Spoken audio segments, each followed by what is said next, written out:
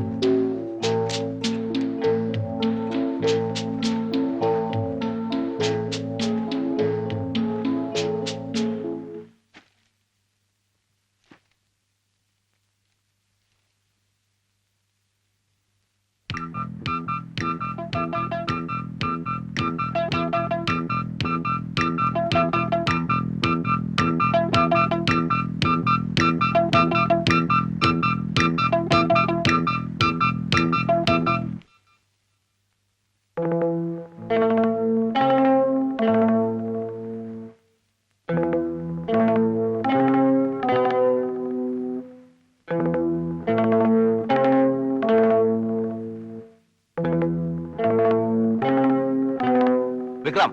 Sir. Both of you please come. Chacko.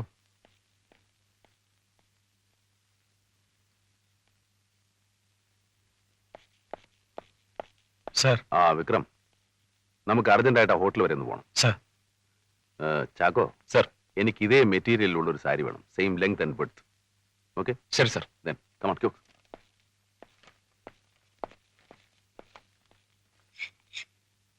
Sir. ആ കിട്ടിയോ? Same material കിട്ടി, കളർ വ്യത്യാസമാണ്. ആ സാരമില്ല. ഇതെന്തിനാ സാർ? അതൊക്കെ ഉണ്ട്, പറഞ്ഞുതരാം.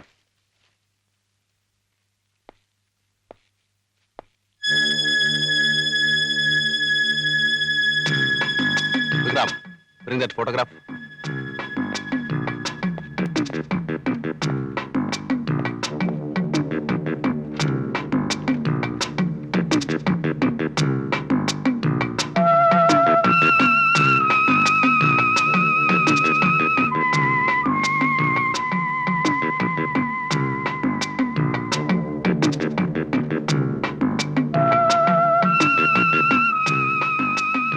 Bring that suit.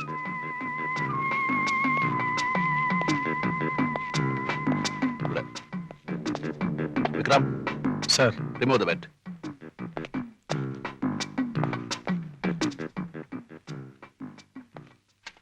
Good.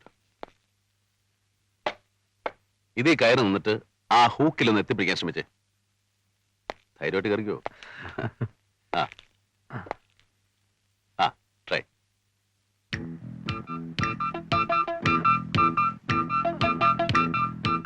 പറ്റുന്നില്ല സാർ. ഒന്നുകൂടെ ശ്രമിക്കേ.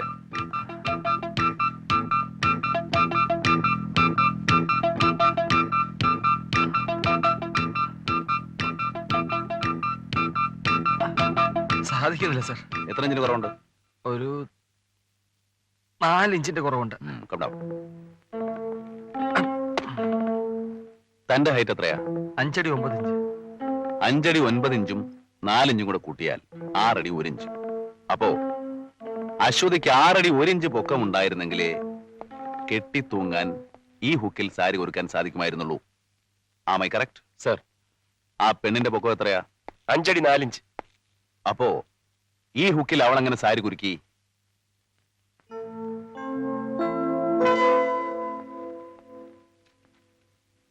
ഈ ഫോട്ടോയിൽ കാണുന്നത് ഈ സ്റ്റൂളിൽ കയറി നിന്ന് കെട്ടി തൂങ്ങിയതായിട്ടാണ്.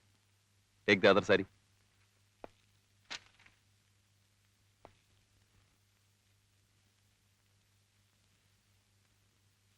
ഈ സാരി ആ കൊടുത്തിടണം. സാറേ ഹൈറ്റ് ആ ടീപ്പോ എടുക്കും.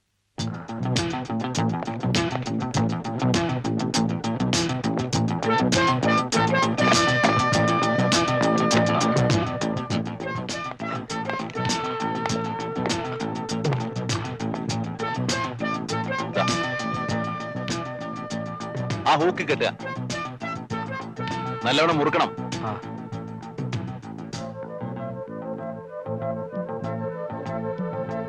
മുറുകിയോ? ആ ഇനി കഴുത്തി കുറുക്കിടുക. താഴോട്ട് ചാടിയാൽ യു വിൽ ഡൈ. അതാണ് സ്വാഭാവികമായ ആത്മഹത്യ. ഇത് തന്നെയല്ലേ അശ്വതിയും ചെയ്ത്. Use your brain mister Vikram. നമുക്ക് കിട്ടിയിട്ടുള്ള ഫോട്ടോഗ്രാഫിൽ ഈ ടീപ്പോയുടെ സ്ഥാനം അവിടെയാണ്. അശ്വതി ഉപയോഗിച്ചു എന്ന് പറയപ്പെടുന്നത് ഈ സ്റ്റൂള് മാത്രമാണ്. ഈ സ്റ്റൂള് മാത്രം ഉപയോഗിച്ചാൽ ഈ ഹൈറ്റ് കിട്ടില്ല. You get me? Sorry sir. ഇനി ആ കുരുക്ക് കഴിച്ചിട്ട് താഴോട്ട് ഇറങ്ങും. Put the other end in the hole. Other end. ആ സി, ഈ സാരിയിൽ ഈ ഭാഗത്ത് മാത്രമേ അഴുക്കുള്ളൂ. Okay, wait. ഈ സാരി നോക്കിയേ. ഈ സാരിയിൽ ഉള്ളതിനേക്കാൾ കൂടുതൽ അഴുക്ക് ഈ സാരിയിൽ എങ്ങനെ വന്നു? എങ്ങനെ വന്നു സാർ? എങ്ങനെ വന്നു sir? I'll show you. Get down.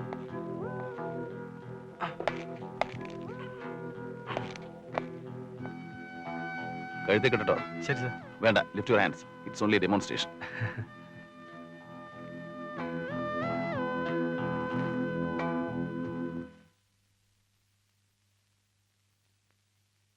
Ready?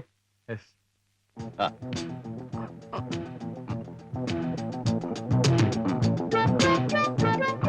രണ്ടുപേര് വലിച്ചാലേ പൊങ്ങുള്ളൂ. ആ. കണ്ടോ?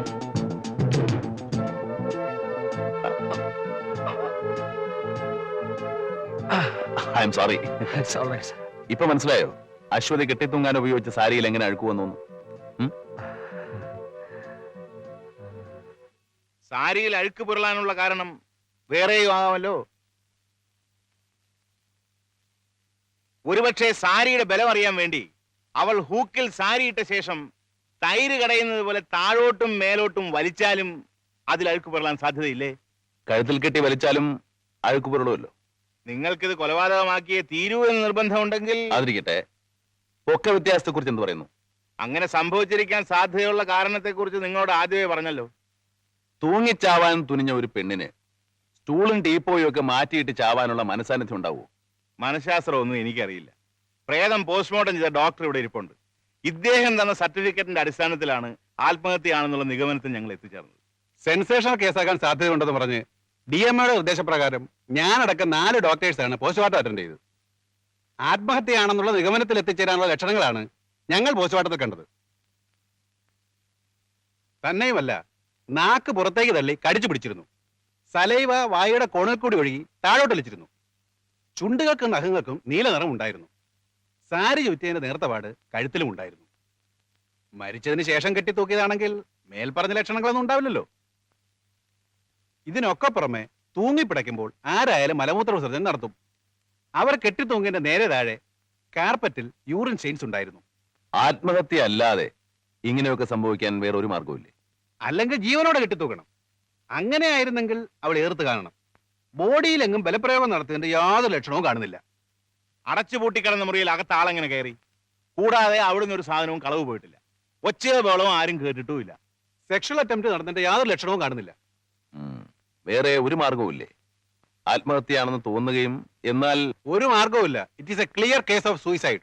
മാർഗം ഉണ്ടെങ്കിലോ? U prove it man. ഞാൻ ചലഞ്ച് ചെയ്യുന്നു. ഏത് എക്സ്പെർട്ടിനെ കൊണ്ട് വേണമെങ്കിലും നിങ്ങൾ റീ എക്സാമിൻ ചെയ്യിക്കാം. ഇതൊരു ആത്മഹത്യയല്ല തെളിഞ്ഞാൽ ഞാൻ ഈ ഡോക്ടർ ഉദ്യോഗം രാജിവെച്ച് വേറെ വല്ല പണി നോക്കാം. വർഷം 10-15 കഴിഞ്ഞു മിസ്റ്റർ. ഞാൻ ഈ തൊഴിൽ തുടങ്ങിയിട്ട്. ഇതുവരെ 500 പോസ്റ്റ്മോർട്ടം നടത്തിയിട്ടുണ്ട്. ഇനി പുതിയതായി എന്തെങ്കിലും പഠിപ്പിക്കാനാണോ ഭാവം? അതോ CBI ഒഴിച്ച് ലോകത്തുള്ള മറ്റെല്ലാവരും കോഴ വാങ്ങുന്നവരെന്നാണോ വിചാരം? Sorry, you are mistaken. ഞാൻ തുടക്കത്തിലേ പറഞ്ഞു തർക്കിക്കാൻ വന്നതല്ലെന്ന്. ഒരു മരണം നടന്നു, അതിന്റെ ഡിഫറെന്റ് പോസിബിലിറ്റീസിനെ കുറിച്ച് ഡിസ്കസ് ചെയ്യാൻ വന്നതാണ്.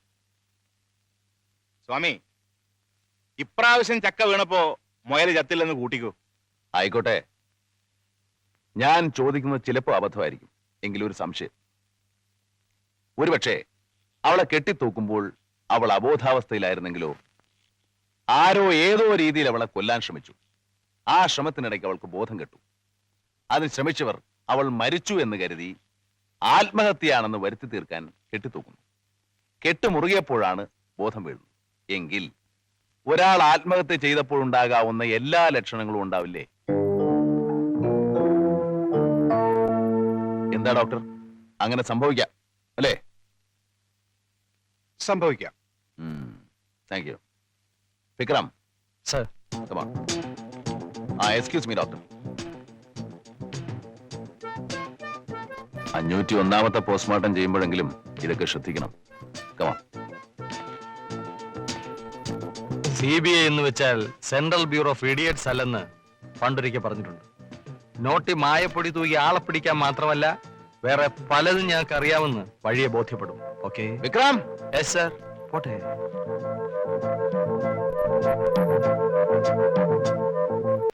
നമുക്ക് ലഭിച്ചിട്ടുള്ള തെളിവുകളും നിഗമനങ്ങളും വെച്ച് നോക്കുമ്പോൾ അശ്വതിയുടെ മരണം കൊലപാതകമാകാനാണ് സാധ്യത കൂടുതൽ. എങ്കിൽ ആരാണ് കൃത്യം ചെയ്തത്? എന്തിനു വേണ്ടി? എപ്പോൾ? എങ്ങനെ? ഇതിനൊക്കെ ഉത്തരം കണ്ടുപിടിക്കേണ്ടിയിരിക്കുന്നു. സർ, ദേവദാസ് പറഞ്ഞതുപോലെ സാരിയിൽ തുരുമ്പ് അഴുക്കും പുരണ്ടത് അശ്വതി സാരിയുടെ ബലം നോക്കിയപ്പോഴാണെങ്കിൽ? ദേവദാസ് ഇത് ആത്മഹത്യയാണ് എന്ന് തറപ്പിച്ച് പറയുന്ന പോലെ ഇത് കൊലപാതകമാണ് എന്ന് പറയാനുള്ള അഹങ്കാരം നമുക്കില്ലാത്തതുകൊണ്ട് ആ സാധ്യതയും തള്ളിക്കളയണ്ട. സർ, ദേവദാസ് സാറിന്റെ പെരുമാറ്റം എനിക്കൊരു തൃപ്തിയായിട്ട് തോന്നുന്നില്ല. You are correct. CBIയോടെ അയാൾക്ക് പകയുണ്ട്, ദേഷ്യമുണ്ട്.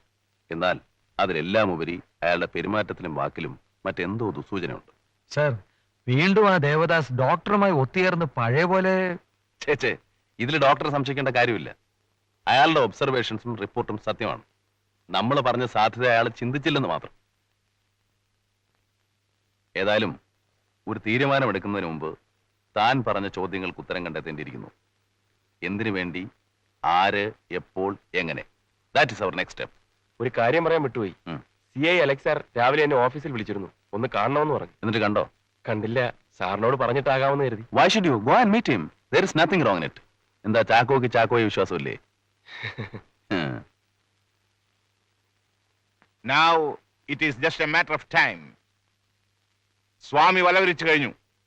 തന്റെ ബാബു അതിൽ കുടുങ്ങാൻ ഏറെ താമസമുണ്ടാവില്ല. അവൻ കുടുങ്ങിയാൽ താൻ ബാബുവിനെ പിന്നെ കണ്ടോ? ഞാൻ ബാബുവിന്റെ വീട്ടിലേക്ക് ആളെ അയച്ചിരുന്നു. അയാൾ അവിടെ ഇല്ല. വീട് കാലി ചെയ്തു. ഇപ്പൊ എവിടെയെന്ന് അറിയില്ല. പോസ്റ്റ്മോർട്ടം റിപ്പോർട്ടിൽ ആത്മഹത്യ തന്നെയാണെന്നുള്ളതിന് വ്യക്തമായ തെളിവുകൾ ഉണ്ടായിരുന്നതുകൊണ്ട് എന്തു തന്നെ വന്നാലും താൻ രക്ഷപ്പെടുമെന്ന് ഞാൻ കരുതി. പക്ഷേ സ്വാമി നമ്മളെ കടത്തിവെട്ടി.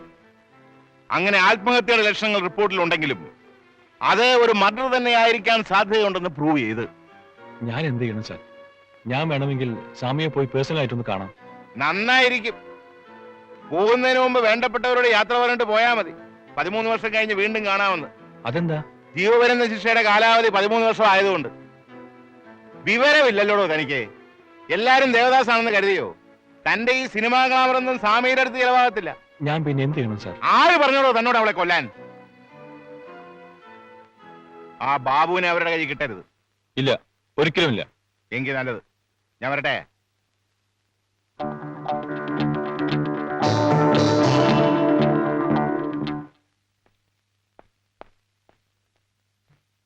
ഈ റൂം നമ്പർ 102 എവിടാ? അവിടെ.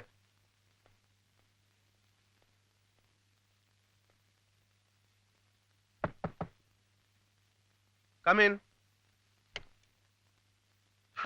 വാടോ ചാക്കോ, ഇരിക്കേ. വേണ്ട സാർ. ഇരിക്കടോ. തനിക്കൊരു സ്മാള് വേണം? വേണ്ട സാർ. തന്റെ CBIയിലെ ജോലിയൊക്കെ എങ്ങനെ? കൊള്ളാമോ? കുഴപ്പമൊന്നുമില്ല സാർ. എവിടം വരെ എത്തി നിങ്ങളുടെ അന്വേഷണം? ഒന്നും പറയാറായിട്ടില്ല. തന്നെ ഞാൻ എന്തിനാ അന്വേഷിച്ചതെന്നറിയാമോ? ദേവദാസ് തന്റെ ഓഫീസറെ ഏൽപ്പിച്ച കേസ് ഡയറിയിലും റെക്കോർഡ്സിലും പലതും ഉണ്ടാവില്ല. അശ്വതിയുടെ മരണത്തിന്റെ അന്വേഷണത്തിൽ ദേവദാസിനെ അസിസ്റ്റ് ചെയ്തിരുന്നത് ഞാനാണെന്ന് അറിയാമല്ലോ. അശ്വതി താമസിച്ചിരുന്ന ഹോട്ടലിൽ നിന്നും പോലീസ് ഡോഗ് മണം പിടിച്ചു ചെന്ന് നിന്നത് ഹോട്ടൽ സീലാൻഡിലായിരുന്നു. അന്വേഷണത്തിൽ നിന്ന് മനസ്സിലായി ആ ഹോട്ടലിന്റെ ഉടമസ്ഥൻ സിനിമാ നടൻ വിശ്വമാണെന്ന്. തുടർന്നുള്ള അന്വേഷണത്തിൽ നിന്നും ദേവദാസ് എന്നെ ഒഴിവാക്കി.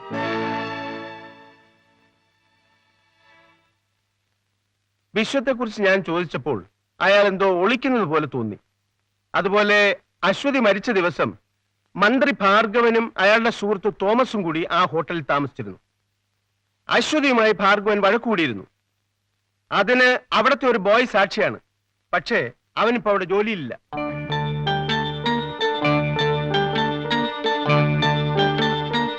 ഈ പറഞ്ഞതൊക്കെ അയാൾ തന്ന CD-യിൽ രേഖപ്പെടുത്തിയിരുന്നു. ഈ പറഞ്ഞൊന്നും കണ്ടില്ല സർ. എങ്ങനെ ഉണ്ടാവാൻ? മന്ത്രി ഭാർഗവൻ അയാളുടെ സ്വന്തം ആളാ. വിശ്വമാണെങ്കിൽ പൊന്മുട്ടയിടുന്ന താറാവും. കുമാരപുരത്തെ ഓമനക്കൊല കേസിൽ തന്നെ ഒഴിവാക്കാൻ ഞാനാ ഉത്സാഹിച്ചത്. ഇപ്പോൾ തിരിച്ച് അശ്വതിയുടെ മരണത്തിൽ ആ കടം ഞാൻ വീട്ടി. Thank you sir. കുറെ പണവും പ്രമോഷനും മാത്രം ഉണ്ടായാൽ ജീവിതമാവില്ലല്ലോ. ഞാനിപ്പോ പഴയ അലക്സ് അല്ല ചാക്കോ. പക്ഷെ ആ മാറ്റത്തിന് ഞാൻ വലിയ വില നൽകേണ്ടി വന്നു. എന്റെ മകന്റെ ജീവൻ. ഫസ്റ്റ് ഇയർ എഞ്ചിനീയറിംഗ് പഠിച്ചുകൊണ്ടിരുന്ന അവൻ ഒരു ആക്സിഡന്റിൽ പെട്ട് മരിച്ചു. മറ്റുള്ളവർ എന്ത് ആശ്വാസം പറഞ്ഞാലും ശരി, ചെയ്ത പാപങ്ങളുടെ ശിക്ഷയായിട്ടാണ് ഞാൻ അതിനെ കരുതിയിരിക്കുന്നത്. എന്താ ചാക്കോ പൊയ്ക്കോളൂ. സ്വാമിയോട് എന്റെ അന്വേഷണം അറിയിക്കണം. ശരി സർ.